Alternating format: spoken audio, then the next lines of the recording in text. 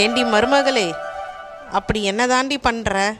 காலையில் எழுந்து இவ்வளோ நேரம் ஆச்சு, இன்னும் ஒரு காஃபி கூட எடுத்து வந்து தரமாட்டுற. எங்கடி இருக்க? இங்கே வாடி கொஞ்சம். சொல்லுங்க அத்தை. கிச்சனில் தான் இருந்தேன் அத்தை. காஃபி போட்டுட்டேன் அத்தை. நான் எடுத்துகிட்டு வர்றதுக்குள்ளே நீங்கள் கூப்பிட்டுட்டீங்க. ஆமாம், உனக்கு காரணம் சொல்லவா வேணும்?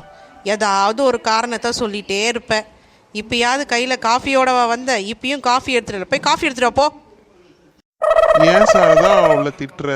பாவம், எல்லா வேலையும் அவள் தானே இழுத்து போட்டு செஞ்சிட்டு இருக்கா. காஃபி தானே, வந்துருவா இரு. ஏண்டி மருமகளே, இன்னுமா நீ காஃபி எடுத்துகிட்டு வர? உங்கள் மாமாவும் அங்கே ஹாலில் வந்து உக்காந்துட்டு காஃபிக்காக வெயிட் பண்ணுறாரு. எல்லாம் அவருக்கு கொடுக்குற இடம். உனக்கு வர வர வேலை செய்யணுன்ற எண்ணமே வரமாட்டேங்குது. மன்னிச்சிடுங்க அத்தை, மாமா குரல் கேட்டுது. அதனால உங்களுக்கும் மாமாவுக்கும் சேர்த்தே எடுத்துகிட்டு வந்துடலான்னு நினச்சேன் அத்தை. இதோ எடுத்துகிட்டு வந்துடுற அத்தை. சரி சரி, குமாரை எழுந்துட்டான். பிரேக்ஃபாஸ்ட்டும் லஞ்சும் ரெடி பண்ணு. உங்கள் வீட்டில் மாமியார் வீட்டில் போய் எப்படி வேலை செய்யணும்னு எதாவது சொல்லி கொடுத்தாங்களா என்னன்னு ஒன்றுமே தெரில. எப்போ பார்த்தாலும் ஏதாவது ஒரு காரணம் சொல்லிவிட்டு அழுதுட்டு உக்காந்துட்ருக்க.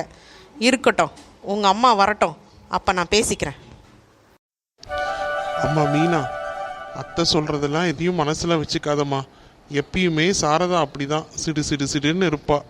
நீ எதுவும் வருத்தப்படாதம்மா. இல்லை மாமா, எனக்கு எந்த வருத்தமும் இல்லை. மாமா, உங்களுக்கான பிரேக்ஃபாஸ்ட்டு எல்லாமே நான் டைனிங் டேபிளில் எடுத்து வச்சுருக்கேன். வாங்க சாப்பிட்லாம். மீனா, அம்மா உன்னை நடத்துறதெல்லாம் நான் பார்த்துட்டு தான் இருக்கேன். நானும் அதை கவனிக்காமலாம் இல்லை. என்ன பண்ணுறது? நம்ம வீட்டில் பெரியவங்க அவங்க தான். பெரியவங்க சொல்கிறத நம்ம கேட்டு தானே ஆகணும். நீ எதுவும் மனசில் வச்சுக்காத மீனா. நான் ஆஃபீஸ் கிளம்புறேன், சரியா?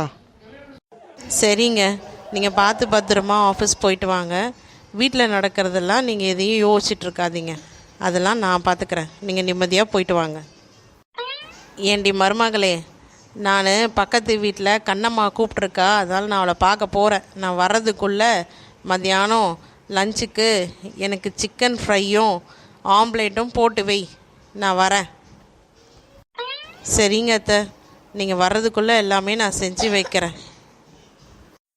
அப்பப்பா, காலையிலேருந்து கொஞ்ச நேரம் கூட உட்காரதுக்கு நேரமே இல்லை. அத்தை வர்றதுக்குள்ளே கொஞ்ச நேரம் ரெஸ்ட் எடுக்கணும். கை கால்லாம் வலிக்குது. அப்பா, இப்போ தான் நல்லாயிருக்கு. ஒரு 10 நிமிஷம் ரெஸ்ட் எடுப்போம். அப்புறம் போய் இருக்கிற வேலையெல்லாம் பார்ப்போம்.